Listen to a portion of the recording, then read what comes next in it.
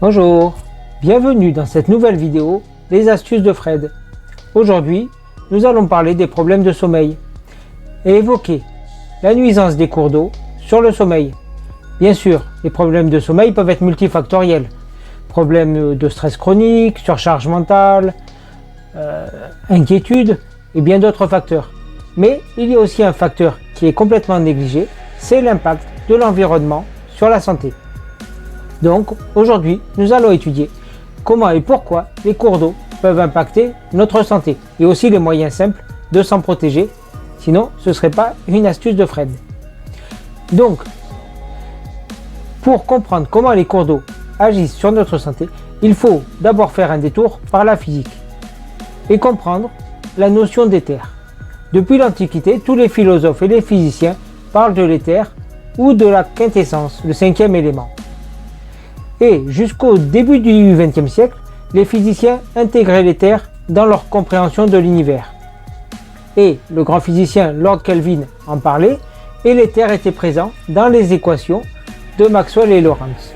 Mais, au début du XXe siècle, Einstein a exclu l'éther des équations et il a imaginé dans sa théorie de la relativité générale que l'espace était vide d'éther, et que la gravitation était due à la courbure de l'espace-temps.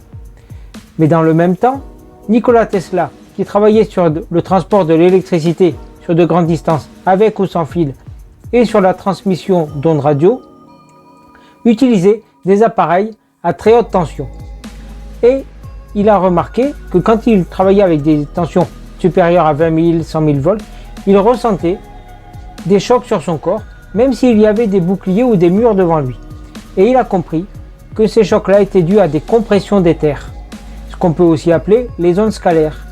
Et Nikola Tesla a compris que la gravitation était due à la pression d'éther. Et donc aujourd'hui, nombre de physiciens réintègrent la notion d'éther. Et si vous avez plus de questions sur ce sujet, vous pouvez trouver des informations sur la chaîne YouTube de Chris Esson. Mais j'ai fait ce petit détour par la physique parce que comprendre la notion d'éther permet de comprendre pourquoi les cours d'eau peuvent transporter de l'information et être sensibles à ce qui est présent dans l'environnement. Et la Terre elle-même envoie de l'énergie tellurique vers le ciel. Et donc on comprend que l'énergie cosmique est ce qu'on appelle l'éther, et l'énergie tellurique d'origine magnétique est ce qu'émet la Terre vers le ciel. Et donc nous sommes baignés dans une énergie cosmotellurique et un équilibre cosmotellurique. Et en fait, cet équilibre est perturbé par la présence d'éléments dans la nature, cours d'eau, failles ou autres lignes électriques ou autres. Et donc ainsi, on peut comprendre que les cours d'eau perturbent notre santé. Et nous allons voir comment cela se passe concrètement. Il y a une première influence qui est due à la perturbation électronique. Imaginez une maison au-dessus d'un croisement de cours d'eau. Le premier impact est dû au fait que l'eau et l'air qui sont transportés dans les réseaux souterrains sont un fluide. Et la friction des fluides arrache des électrons sur les parois des conduits, ce qui provoque un déséquilibre électronique. Les bords sont chargés positivement et le fluide négativement. Et cette perturbation se répercute au droit du cours d'eau ou de la faille. Et si l'on dort dans un tel environnement, les organes présents au droit du cours d'eau vont être impactés par ce déséquilibre électrique, car nous sommes des êtres électriques. Les échanges ioniques au sein des cellules, par exemple, vont être perturbés. Donc le corps va ressentir une agression, et plutôt que de se détendre et de se relâcher, il va se défendre et essayer de compenser ce déséquilibre, d'où le sommeil peu réparateur. Le second impact des cours d'eau est dû au fait que l'éther transporte de l'information ainsi que l'eau. La mémoire de l'eau avait été démontrée par Jacques Benveniste et ainsi que Masuro Emoto, qui a travaillé sur la cristallisation de l'eau et la façon dont les cristaux se forment quand on leur envoie de l'information, que ce soit des mots positifs ou des mots négatifs. Et il a remarqué que les cristaux étaient harmonieux avec des mots comme amour, paix, harmonie, et négatifs avec des mots comme haine, violence ou de la musique très déstructurée ou très violente. Et donc, on peut comprendre que si l'éther et l'eau transportent de l'information, cela peut aussi avoir un impact sur nous. Donc supposez que ce cours d'eau passe successivement sous une déchetterie, un hôpital ou un cimetière. Ce cours d'eau recevra via l'éther l'information des éléments présents dans ces bâtiments, que ce soit des maladies, des microbes, des bactéries, de la pollution environnementale. Et ces informations vont être transportées en aval par le cours d'eau.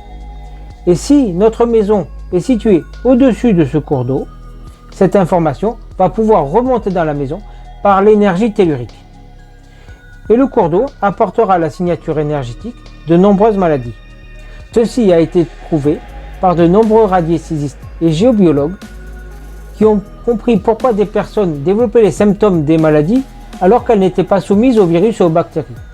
Et en fait, ils ont compris que la personne dormait au-dessus d'un cours d'eau et que ce cours d'eau transportait la signature énergétique de telle ou telle maladie.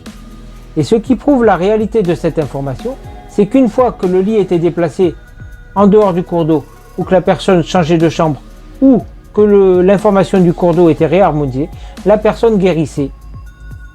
Et en fait, c'est ce qui prouve que c'est bien le cours d'eau qui rendait cette personne malade. Et donc même si on n'est pas soumis directement à une maladie, mais à l'information de la maladie, notre corps peut développer les symptômes et nous rendre malades.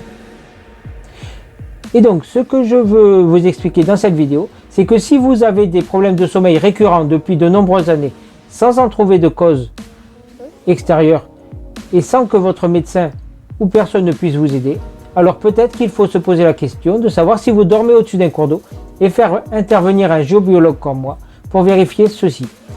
Et dans ce cas-là, on trouvera des solutions ensemble, soit pour déplacer le lit, soit pour corriger l'information transportée par le cours d'eau, afin de retrouver un sommeil réparateur et harmonieux.